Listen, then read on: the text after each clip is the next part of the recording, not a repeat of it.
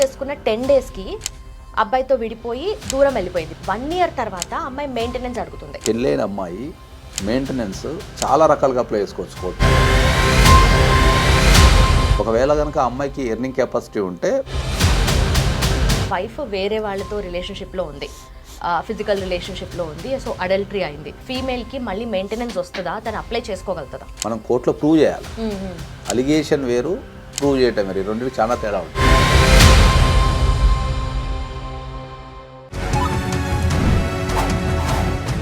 Welcome to I dream. నా పేరు Lumbini. Today we have senior advocate Nageswararao garu Pujari with us. Let's talk to him.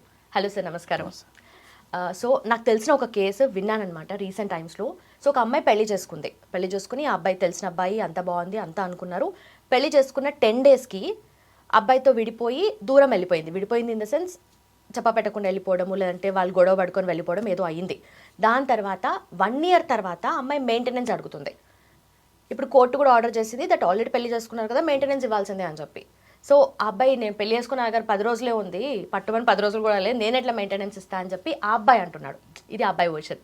So దీన్ని ఎట్లా తీసుకోవాలి? నిజంగానే లాలో దీనికి ఇంకేమైనా ఉందా? ఇప్పుడు జనరల్గా ఏంటంటే మనకు ఇండియాలో మెయింటెనెన్స్ లాస్ ఉన్నాయి అనుకోండి. చాలామంది అడిగే క్వశ్చన్ అదే. ఏమంటారు అంటే ఏంటంటే మనకు మెయింటెనెన్స్ లాస్లో ఏంటంటే, సార్ నేను పెళ్లి చేసుకున్న తర్వాత ఒక 1 వీకే ఉన్నది అమ్మాయి, లేకపోతే ఒక 1 మంతే ఉన్నది, ఒక 2 మంత్సే ఉన్నది, తర్వాత వెళ్ళిపోయింది. సో వెళ్ళిపోయిన తర్వాత మెయింటెనెన్స్ అప్లై చేసుకుంటే నేను ఎందుకు కట్టాలి అనేది చాలామంది అడిగే క్వశ్చన్ అది. అంటే జనరల్ పబ్లిక్కి ఉన్న క్వశ్చన్ అది. ఎందుకంటే వాళ్ళ దృష్టిలో ఏంటంటే పెళ్లి చేసుకొని ఒక 1 మంతే ఉంది కదా, చెప్పా పెట్టకుండా వెళ్ళిపోయింది కదా, లేకపోతే నేను పిలిస్తే కాపురానికి రావడం లేదు కదా, ఇట్లాంటి అన్ని క్వశ్చన్స్ వాళ్ళకి జనరల్ పబ్లిక్ ఉంటాయి అవి. So according to the law ఏంది అంటే, మనం ఒక్కసారి తాళి కట్టిన తర్వాత according to the Hindu marriage act కానీ ఇతర చట్టాలు ఏవైనా కానీ మనకు ఇప్పుడు ముస్లిం పర్సనల్ లాస్ కానీ క్రిస్టియన్ లాస్ కానీ ఏదైనా సరే ఇండియాలో ఏంటంటే మెయింటెనెన్స్ అనేది యూనిఫామ్ లా. అంటే మెయింటెనెన్స్ అనేది భారతదేశంలో ఎంతమంది ఉంటే అంతమందికి వర్తించేలా. ఏ కల్చర్ అయినా, ఏ రిలీజియన్ అయినా, ఎట్లా జరిగినా కూడా maintenance is a common thing for everybody in the Indian citizen. So according to the maintenance law ప్రకారం ఏంది అంటే, మనకు ఎవరైనా సరే ఒక్కసారి తాళి కట్టిన తర్వాత, లేదంటే పెళ్లి చేసుకున్న తర్వాత, అంటే వాళ్ళ కల్చర్ని బట్టి తర్వాత ఒక 1 డే ఉండి వెళ్ళిపోయినా సరే వాళ్ళు భార్య కిందనే గుర్తించబడతారు. సో ఉండకపోవడం అనేది వేరే ఇష్యూ, మెయింటెనెన్స్ ఇవ్వాలనేది వేరే ఇష్యూ. సో వాళ్ళు కోర్టుకి వెళ్ళి అప్లై చేసుకుంటే మెయింటెనెన్స్ ఇవ్వాలా వద్దనేది కోర్టు విల్ డిసైడ్. ఉండకపోవడానికి గల కారణాలు ఏముంటాయి అనేది తర్వాత విషయం. ఫస్ట్ కోర్టు ఏం చెక్ చేస్తుంది? కొన్ని పారామీటర్స్ ఉంటాయి, బేసిక్ పారామీటర్స్ ఉంటాయి కోర్టుకి మెయింటెనెన్స్ ఇవ్వాలి అంటే. ఫస్ట్ వాళ్ళిద్దరు లీగల్గా వైఫ్ అండ్ హస్బెండా కాదా, లీగల్గా మ్యారేజ్ జరిగిందా లేదా అనేది ఫస్ట్ వెరిఫై చేసుకుంటుంది. ఓకే, అది వెరిఫై చేసుకున్న తర్వాత నెక్స్ట్ లెవెల్లో ఏం చేస్తారంటే ఏంటంటే, ఆ అమ్మాయికి ఏమన్నా ఎర్నింగ్ కెపాసిటీ ఉందా, ఓకే అమ్మాయి ఏమైనా జాబ్ చేస్తుందా, ఆ అమ్మాయికి ఏమైనా ఎర్నింగ్ కెపాసిటీ ఉందా. ఒకవేళ కనుక ఆ అమ్మాయికి ఎర్నింగ్ కెపాసిటీ ఉంటే మెయింటెనెన్స్ ఇవ్వకపోవచ్చు, లేదా తక్కువ ఇవ్వచ్చు. ఎందుకంటే ఆమె సంపాదన, ఆమెకున్న ఖర్చులు, ఆ ఇతర విషయాలు చూసి ద కోర్ట్ విల్ డిసైడ్. ఈ 2 ప్రధానంగా చెక్ చేస్తాయి. సో మెయింటెనెన్స్ చట్టం ఏం చెప్తే మనకు మనం ఇప్పుడు మెయింటెనెన్స్లో కూడా ఒక ప్రాబ్లం ఏముంది అంటే, ఒక అమ్మాయి పెళ్ళైన అమ్మాయి మెయింటెనెన్స్ చాలా రకాలుగా అప్లై చేసుకోవచ్చు కోర్టులో. హిందూ మ్యారేజ్ యాక్ట్ ప్రకారం అప్లై చేసుకోవచ్చు, తర్వాత డొమెస్టిక్ వైలెన్స్ యాక్ట్ ప్రకారం అప్లై చేసుకోవచ్చు, తర్వాత 125 CRPC కిందకి కూడా వెళ్ళి అప్లై చేసుకోవచ్చు, తర్వాత Hindu adoption and maintenance act ఒకటి ఉంది, దాని కింద కూడా అప్లై చేసుకోవచ్చు. ఆ అమ్మాయి ఈ 4 ఎక్కడైనా అప్లై చేసుకోవచ్చు, లేదా 4 కూడా అప్లై చేసుకోవచ్చు. 4 కూడా అప్లై చేసుకోవచ్చు. 4 కింద కూడా మెయింటెనెన్స్ అప్లై చేసుకోవచ్చు. ఎంత ఇవ్వాలా, ఎట్లా ఇవ్వాలనేది కోర్టు విల్ డిసైడ్. అంటే ఒకదాని కింద అప్లై చేసేదానికి 4 కలిపి అప్లై చేసేదానికి ఏమైనా డిఫరెన్స్ ఉంటుందా? డిఫరెన్స్ ఏముండదు. మనకు 4 రకాల ప్రొవిజన్స్ ఉన్నాయి. మనకు చట్టంలో ఏంటంటే 4 రకాల ప్రొవిజన్స్ ఉన్నాయి. వాళ్ళ కన్వీనియన్స్ని బట్టి, లేకపోతే వాళ్ళకు పెండింగ్ ఉన్న కేసులను బట్టి, లేకపోతే వాళ్ళకు అడ్వకేట్ ఇచ్చే సలహాని బట్టి కొందరు 4 చేస్తారు. ఓకే, కొందరు ఓన్లీ ఒక 125 CRPC దాంట్లోనే మెయింటెనెన్స్ తీసుకుంటారు, కొందరు డొమెస్టిక్ వైలెన్స్ వేసి దాంట్లోనే మెయింటెనెన్స్ తీసుకుంటారు. సో కొందరు 125 CRPC వేస్తారు, కొందరు డొమెస్టిక్ వైలెన్స్ కేసులో కూడా మెయింటెనెన్స్ వేస్తారు. సో ఇట్లా వాళ్ళకున్న కన్వీనియన్స్ని బట్టి, వాళ్ళకు అడ్వకేట్ ఇచ్చే సలహాని బట్టి కావచ్చు, లేకపోతే వాళ్ళు కొంతమంది సతాయించడానికి కూడా 4 వేస్తారు. కోర్టు చుట్టూ తిప్పాలని సతాయించడం కూడా 4 రకాల కేసులు వేసే అవకాశం ఉంటుంది. సో మెయింటెనెన్స్ అనేది ఏంటి అంటే, ఎవరైతే ఒక అమ్మాయి పెళ్లి చేసుకున్న తర్వాత she is unable to maintain her self, ఆమె సొంతగా కాళ్ళ మీద నిలబడి బతకలేని పరిస్థితి ఉన్నప్పుడు, ఆమె జీవితాన్ని కొనసాగించలేనప్పుడు ఆమెకి మెయింటెనెన్స్ ఇవ్వాల్సిన బాధ్యత మన భర్తకే ఉంటుంది. ఇది చట్టం చెప్పేది. అది నువ్వు ఒక్కరోజు ఉన్నావా, ఒక గంట ఉన్నావా, లేకపోతే 10 రోజులు ఉన్నావా, నెల రోజులు ఉన్నావా, 10 సంవత్సరాలు ఉన్నావా, 50 సంవత్సరాలు ఉన్నది కాదు. ఏం చెప్తుంది ఎప్పుడైనా ఇప్పుడు 50 సంవత్సరాలు నివసించిన తర్వాత కూడా పోయి మెయింటెనెన్స్ అప్లై చేసుకోవచ్చు మనం వైఫ్. ఎప్పుడు భర్త కనుక మనల్ని నెగ్లెక్ట్ చేస్తే మనం 50 సంవత్సరాల తర్వాత కూడా వెళ్ళి మనం మెయింటెనెన్స్, నా భర్త నన్ను నెగ్లెక్ట్ చేస్తున్నాడు కాబట్టి నాకు మెయింటెనెన్స్ ఇవ్వండి అని చెప్పేసి మీరు మెయింటెనెన్స్ అప్లై చేసుకునే హక్కు వైఫ్కి ఉంటుంది.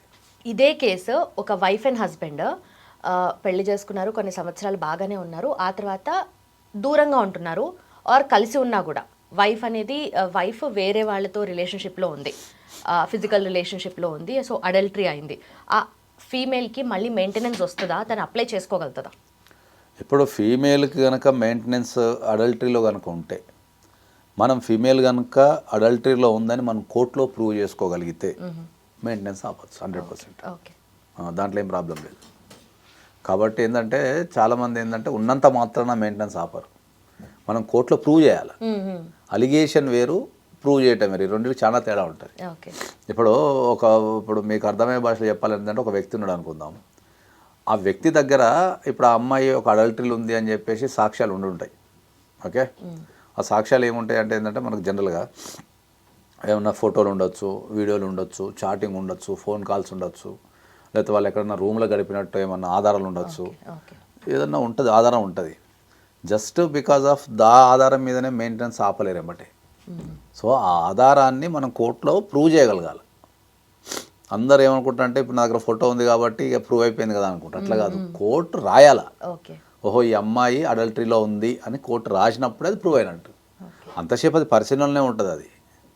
సో మన డాక్యుమెంట్ వేస్తాము, ఆ డాక్యుమెంట్కి వ్యాలిడ్ ఉందా లేదా, అది ఒరిజినల్ డాక్యుమెంటా కాదా, అది ఏ సందర్భంలో తీసుకున్నారు, ఎందుకు తీసుకున్నారు, ఇట్లాంటివన్నీ చెక్ చేసుకున్న తర్వాతనే కోర్టు డెలివరీ చేస్తుంది.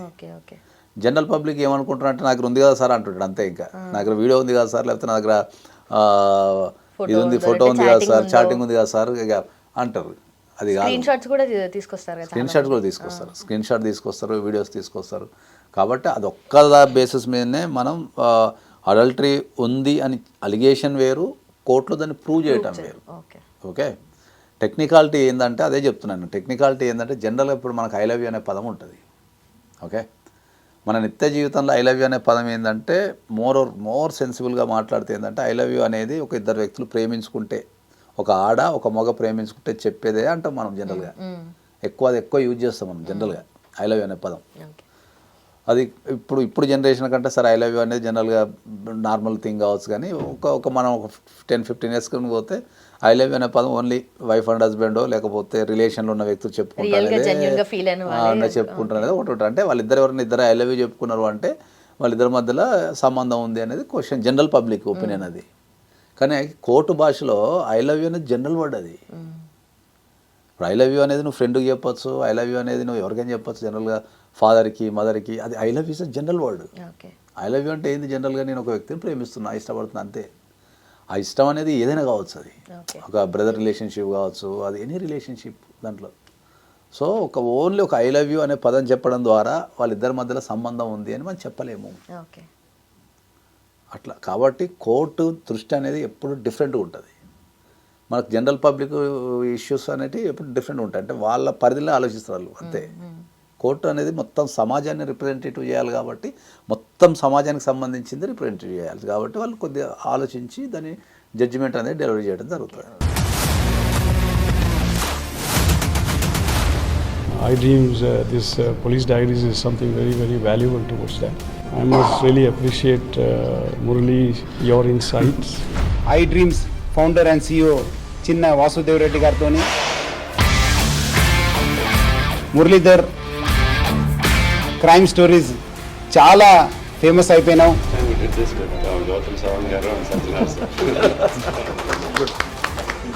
Well done. Congratulate him for doing so well, and I congratulate him, his boss also, for doing so well.